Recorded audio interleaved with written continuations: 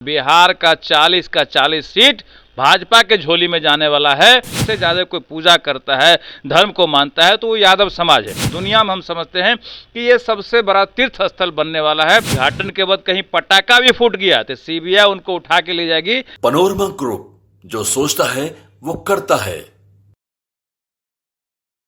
नमस्कार, आप देख रहे हैं भारत लाइव और मैं हूं हमजा अब्बास। देखिए 2024 जो है वो चुनावी साल है और चुनाव को लेकर के जो हलचलें हैं वो तेज़ हो गई है।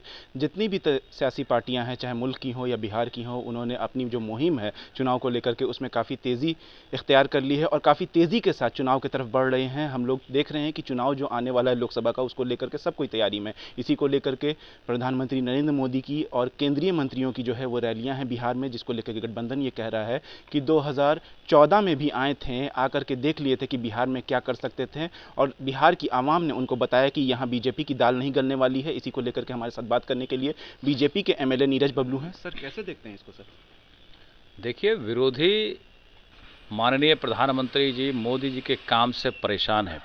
जिस तरह का विकास का काम जब से वो प्रधानमंत्री बने हैं, लगातार पूरे देश में विकास का जाल फैल रहा है और मोदी जी की चर्चा देश ही नहीं पूरे दुनिया में हो रही है। आज के डेट में सबसे पॉपुलर लीडर आदरणीय प्रधानमंत्री नरेंद्र मोदी जी हैं।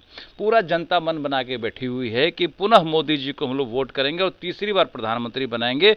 जो उनका काम है, चाहे अभी मंदिर निर्माण पे इतना बड़ा उत्साह का माहौल है कि 550 साल के बाद इस मंदिर का विवाद खत्म करके मंदिर का निर्माण शुरू हुआ। निर्माण पूरा भी हो गया, सजाई धजाई चल रही, सज धज के तैयार हो रहा है और अगले 22 जनवरी को इसका उद्घाटन होना है, जिसकी चर्चा देश ही नहीं दुनिया के और मुल्कों में है। पूरे दुनिया में इसकी चर्चा है कि हिंदुस्तान में बहुत बड़ा राम मंदिर बन रहा है और पूरे दुनिया में हम समझते हैं कि ये सबसे बड़ा तीर्थ स्थल बनने वाला है, सबसे बड़ा पर्यटक स्थल बनने वाला है। दुनिया के लोग आने वाले हैं। इन तमाम कामों से ये विरोधी परेशान है, बेचैन है, तरह तरह का आरोप लगा रहे हैं, अफवाह फैला रहे हैं, धर्म पे उंगली उठा रहे हैं। तो ये लोग बेचैनी का ही नतीजा है। इनकी मानसिक स्थिति बिगड़ गई है मोदी जी के प्रभाव से, मोदी जी के काम से, मोदी जी के नाम से ये लोग बेचैन हो रहे हैं, इसलिए अनाप शनाप बयानबाजी करते हैं। सर, गठबंधन की तरफ से ये कहा जा रहा है कि जनता जो है वो प्रधानमंत्री नरेंद्र मोदी अगर बिहार आते हैं तो उनसे हिसाब ले लेगी। जो गुजरा 10 साल है उन्होंने क्या किया है उनके लिए।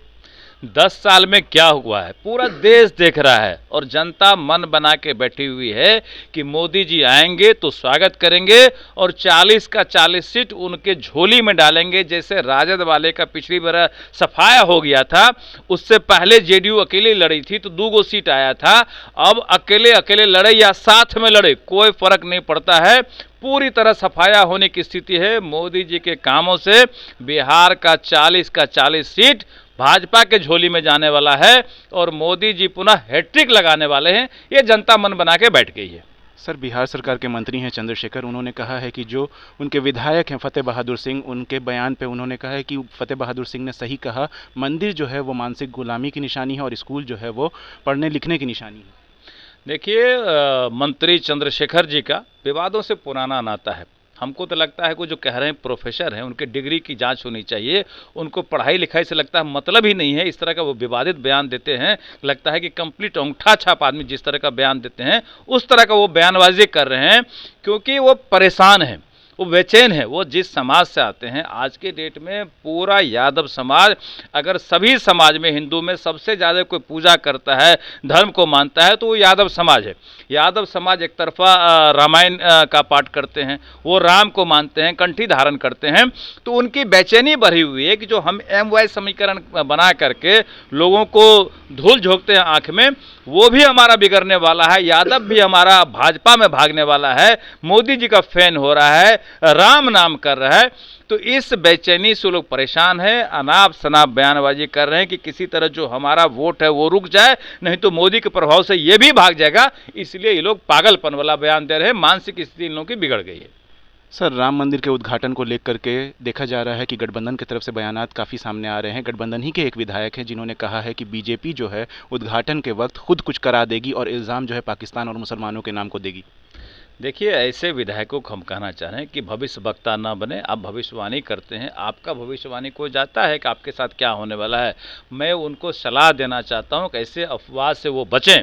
इस तरह का अगर अफवाह फैलाएंगे, कल को किसी भी तरह की घटना घट गई, अगर ट्रेन में कोई पटाखा फूट गया, अगर वहां पे उद्घाटन के बाद कहीं पटाखा भी फूट गया, तो सीबीआई उनको उठा के ले जाएगी, लेने के देने पड़ जाएंगे, जवाब नहीं मिलेगा और फिर कहेंगे कि सीबीआई का दुरुपयोग हो रहा है।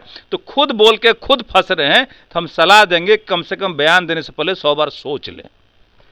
ये थे हमारे साथ बीजेपी के एमएलए नीरज बबलू, जिन्होंने साफ साफ कहा है कि गठबंधन जो है वो किसी अफवाह को हवा नहीं दे, बोलने से पहले 10 बार सोच ले। ऐसी तमाम अपडेट्स के लिए देखते रहिए भारत लाइव। शुक्रिया। पनोरमा ग्रुप, जो सोचता है वो करता है। अगर ये वीडियो पसंद आई और वह बिहार के राजनीति और बिहारियत से सरोकार रखेनी तो सब्सक्राइब बटन दबा के चैनल के सब्सक्राइब कर ली। ओजे एगो घंटी बा, ओकरा बटन दबा देला से कुल सटीक और मारक खबर रुआ मुफ्त में मिल जाई। अगर रुआ पत्रकारिता के हमनी के नया प्रयोग में सहयोग कर चाहतानी तो ज्वाइन बटन दबा दी। पेटीएम नंबर नोट कर ली 9386816700। धन्यवाद।